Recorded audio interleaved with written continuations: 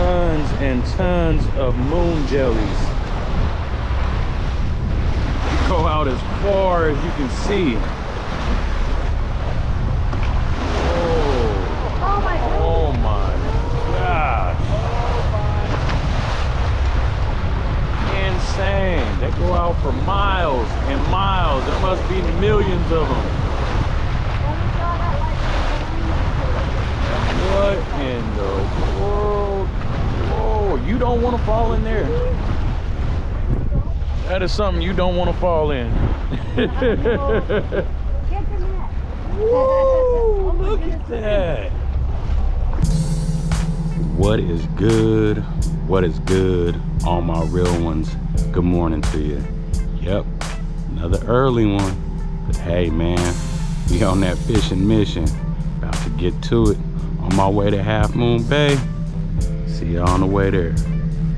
Today on It Gets Real, I have the opportunity to fish with CCFRP, which stands for California Collaborative Fisheries Research Program. Man, that is a mouthful. CCFRP is a statewide partnership of scientists, researchers, and volunteer anglers interested in the sustainability of fisheries.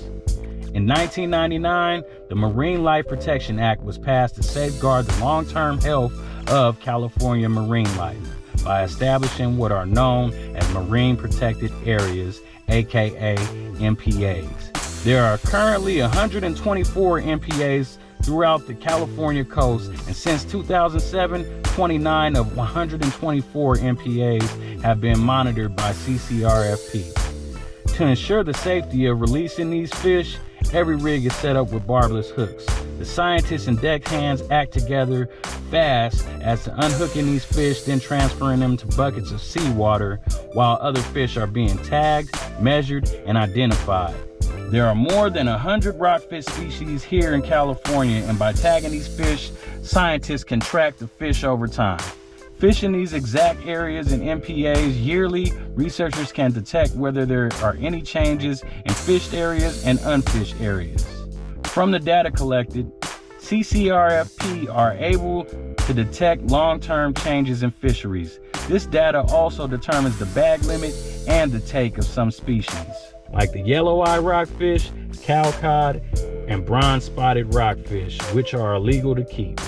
While the bag limit for vermilion rockfish has changed from 5 to 4 rockfish, along with the quillback and copper bag limit changing to 1 fish each within the past year.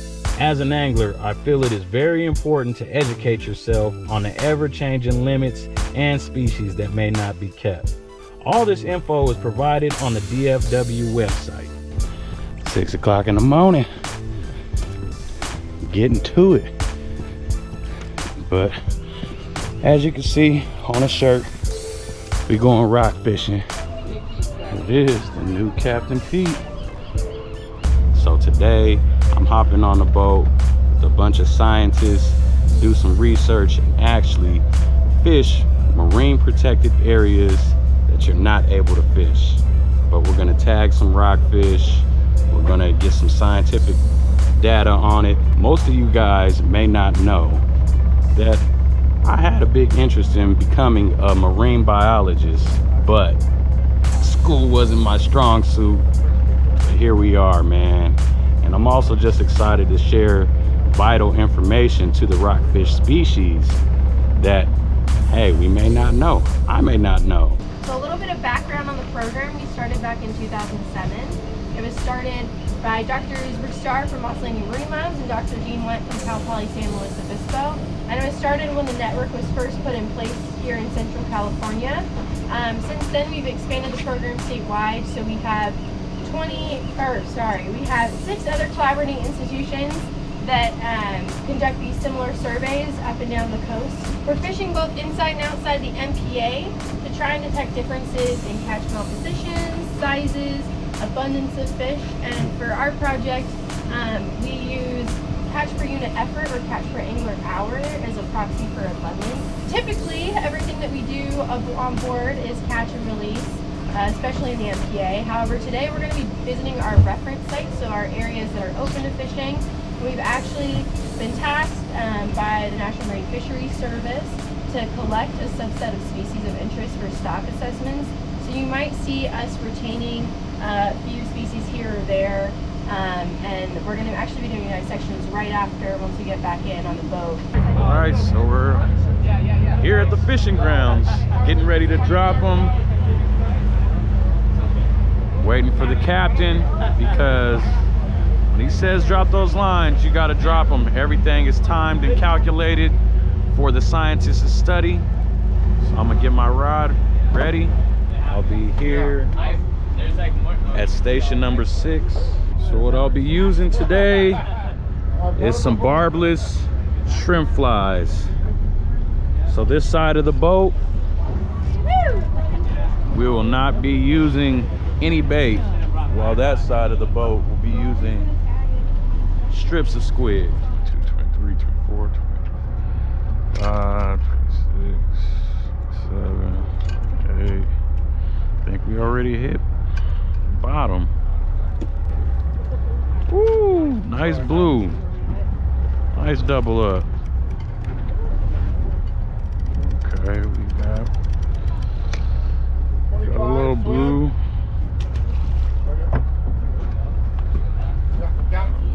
13, 14 ground, 44, swim. Woo. Big one. This was my first trip.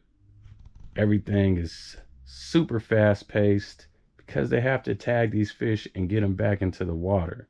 So you'll see plenty of buckets around full of water, which when all the anglers are bringing in fish at once, you know, the deck hands, the scientists, they have to move real fast to get the fish off of these barbless hooks. It's a good thing that we are using barbless hooks, because they can get them off very easy, quick, fast, and effective, so they could tag these fish and get them back released into the water. Oh, it's a little rock crab. We got a reference.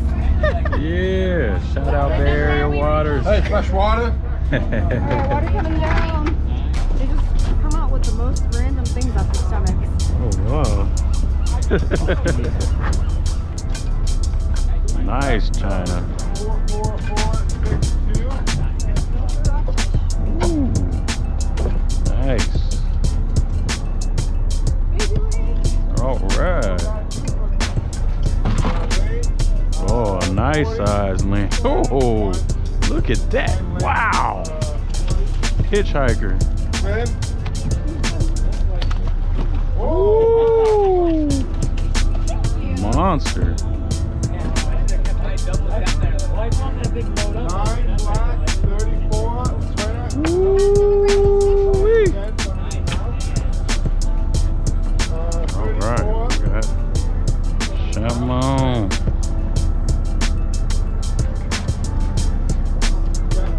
12 black,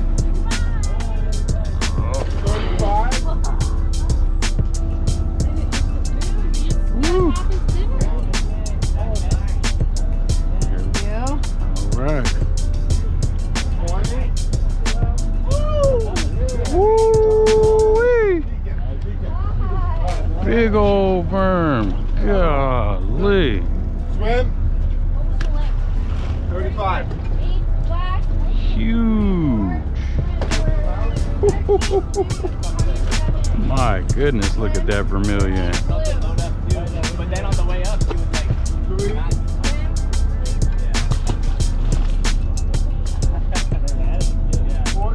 China. All right. Beautiful China. 7 black. 7 Motherling. black, 33. Okay. Nice brown. Cool. Ooh, look at that thing. 34. Man, look at that huge cabbie. Biggest cabezon I've ever seen.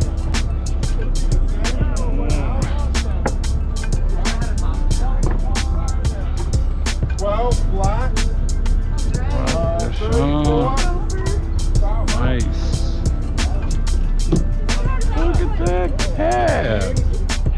Woo-hoo. Monstrous. Gopher. 27.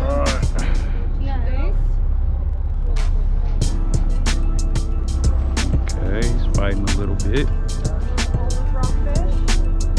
Nice. All right. Canary. Canary. Yep. Yeah, their colorway is really pretty. Oh yeah. Matches you. All right, what do we have here? Nice copper.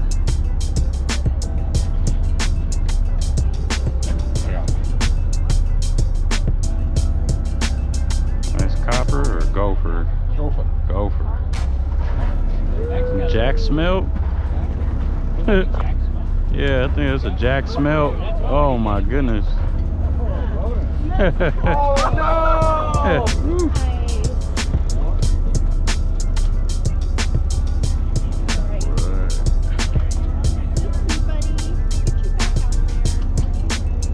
Nice black.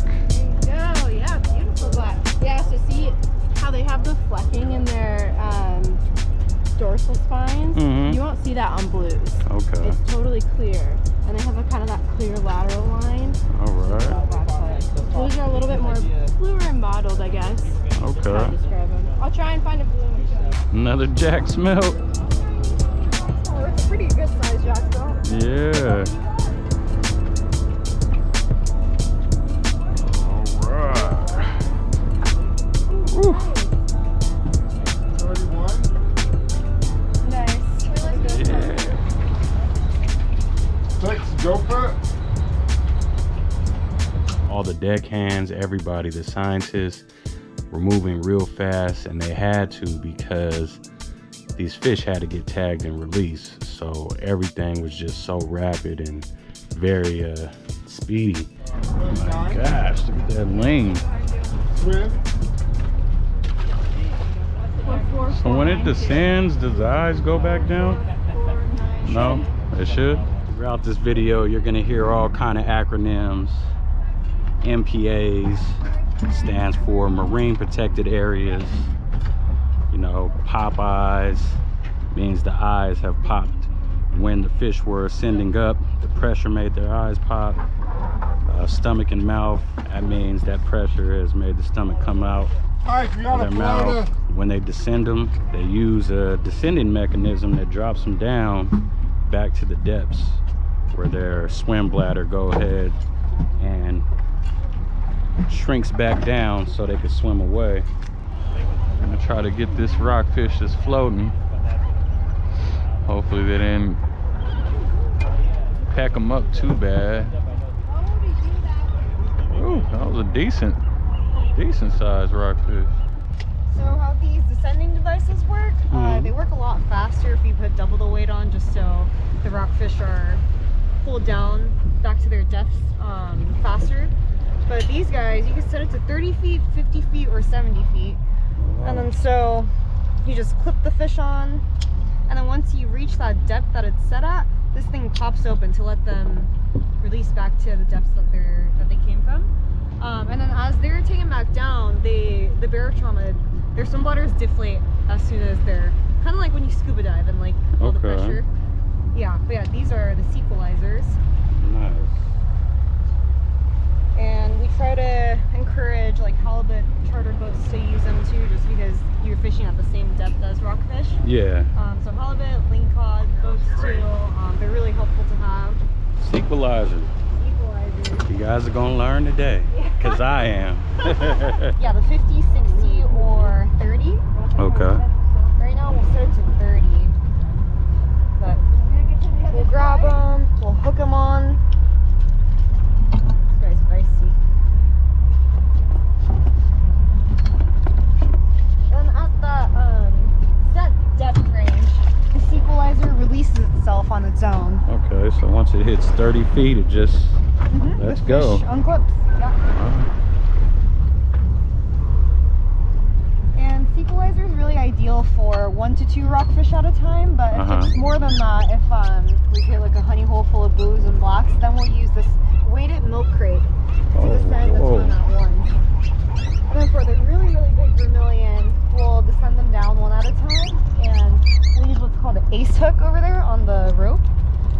like a giant version of a sequelizer. Okay.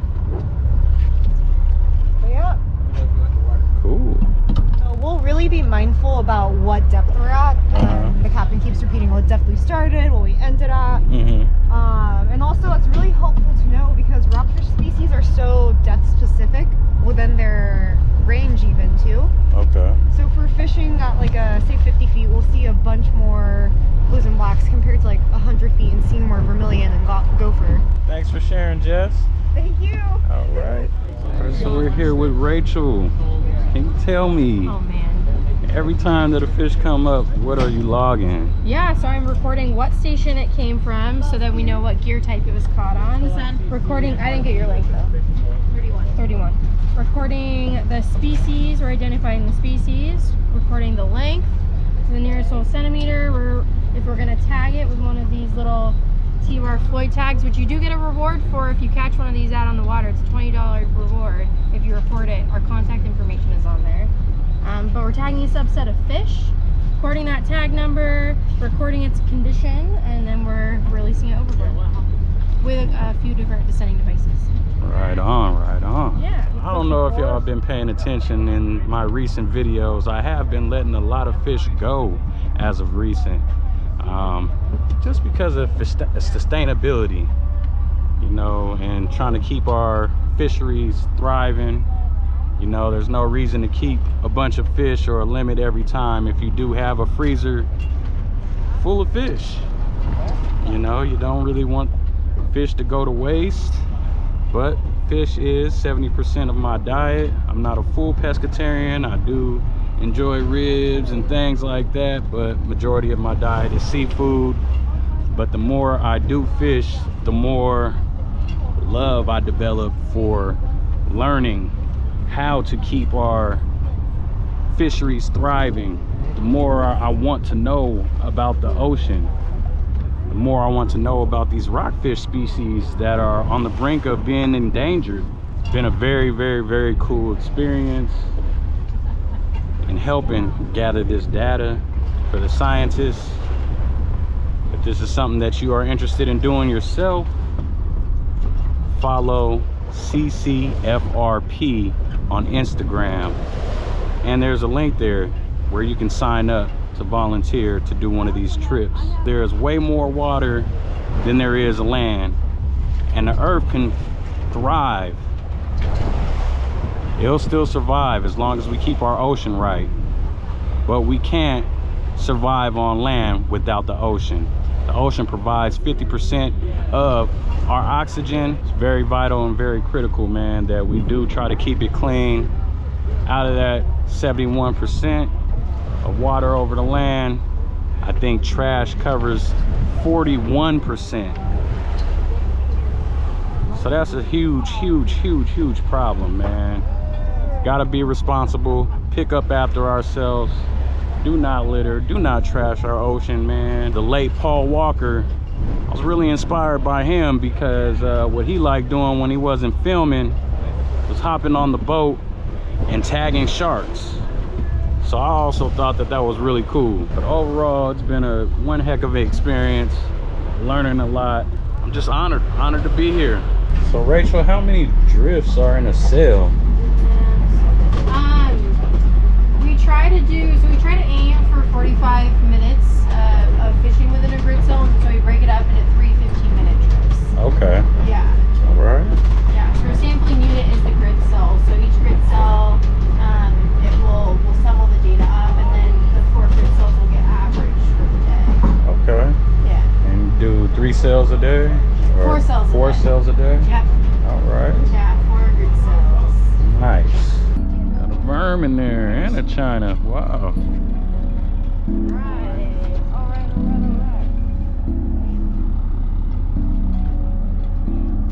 Got it. Nice.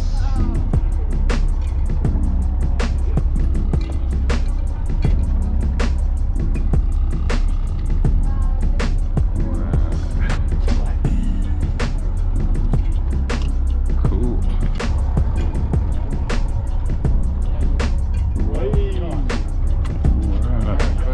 If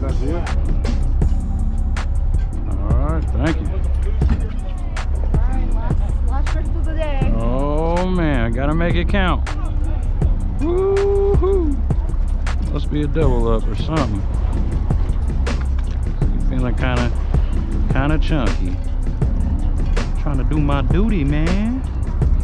Trying to do my duties and help with this research. And it's a double. Double trouble. Oh.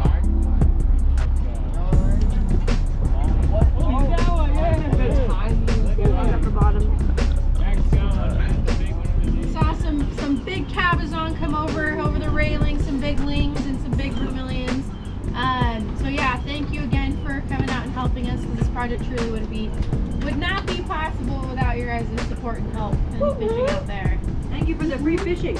We ended up catching a grand total of 352 fish today, coming from 15 different species. For our next contest, we did the smallest fish, and that was a 12-centimeter blue rockfish. That was caught by Basil. Oh man, smallest fish. And So fin clips will be used to do like genetic testing and genealogy on the fish and such. There's a lot of rockfish that look similar to one another, so once they're sampled, fin clips can help assess that.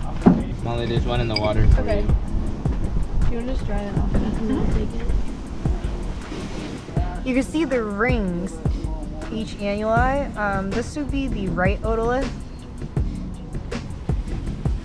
But yeah, as they get older, each band will start to disperse more and more. So when they're younger, their finer rings are like easier to determine bands because they grow so much faster when they're younger compared to when they're older. Yeah, so these are their reproductive organs, or one of them. There's another one buried in there. This is a female. We can just tell kind of by the way, by its shape. The male ones are shaped a little differently. So is there any way to tell the anatomy besides that? The gender? Or the gender? Not really. Rockfish are pretty hard. This is like Okay. pretty much the only way to tell their gender or their sex. Is by looking at their gonads. So they each have two. Here's both of them. And then this is its swim bladder, which is all full of air. It's what's used to regulate buoyancy. Some intestines in here. A lot of these stuff it's called mesenteric fat. So it's just extra fat storage. So this fish, that it's healthy. yeah, this fish is in really good shape. So if there was a time where this fish couldn't get enough food or anything like that, it could turn to this mesenteric fat for energy. So on the boat today, what caught the most fish? The shrimp flies with bait or without bait? Normally, we've like looked at the data, and it's all pretty much exactly the same. Oh, Yeah. okay. Between the 3 gear types, it's normally all numbers-wise, they all kind of catch the same amount of fish. They tend to catch different species. So the jigs catch mostly all the cabezon and lingcod. Yeah, cabezon, lingcod, copper rockfish. So those are sent in just to show the age, pretty much? The otoliths? Yeah. Yeah. Life and growth history too. We'll use the data for like stock assessments of like blues and copper. Thank you, Jeff. Thank you, Basil, for coming out on a CCFRP trip. We have all this data now because of you. Oh, thank you for having me. Well, if that wasn't one of the most coolest things that I have ever been able to participate in, helping the scientists get the data they need for the rockfish. As I had mentioned, there's over 90 different species of rockfish out there. And hey, partaking in this has just shedded a lot more light on the fishery out here. We fished outside of the MPAs, learned about, you know, their feeding habits and what depths that they like to eat at, different species like to eat at. I mean, man, I learned how lingcods basically like vertical jigs over the shrimp flies, and shrimp flies with squid and shrimp flies with no squid will both catch rockfish. It doesn't matter, they're attracted to it. Cabezons, lingcods, They like the vertical jigs. They don't really go for the shrimp flies. But I seen the biggest lingcod I've ever seen. I seen the biggest vermilion I've ever seen. I seen the biggest cabezon I ever seen. I didn't catch any. I think the Dink Daddy cursed me, man, because I won again the smallest fish award. I don't know, man. I think also June from More Than Fishing then put some kind of curse on me because he said, just joking, that I catch a lot of dinks. And that just so happened to be the case today. But y'all know I could catch big fish, man. Y'all know I could catch big fish. But nah, it was really cool to take part in this. Very honored. I had to wait a whole year to get on this trip, but I'm glad I was able to make it happen, and I look forward to the next one. May be out here at Pillar Point, or I may take a trip down south to Moss Landing, where the research lab is. We'll see. But if you enjoyed this content and this is your first time watching It Gets Real, go on and hit that subscribe button and that notification bell, because we always keeping it different. We always doing something new, but every mission is about fishing. Follow It Gets Real on Facebook and Instagram at It Gets Real Fishing to stay updated on the latest and greatest. Last but not least, if you dig the hoodie, if you dig the hat, you can go to itgetsreel.com. Got both colorways to match, man. Yep. And also, if you use promo code REAL1, you can save 10% on your next purchase. But till the next one, y'all be cool, y'all be blessed. Peace.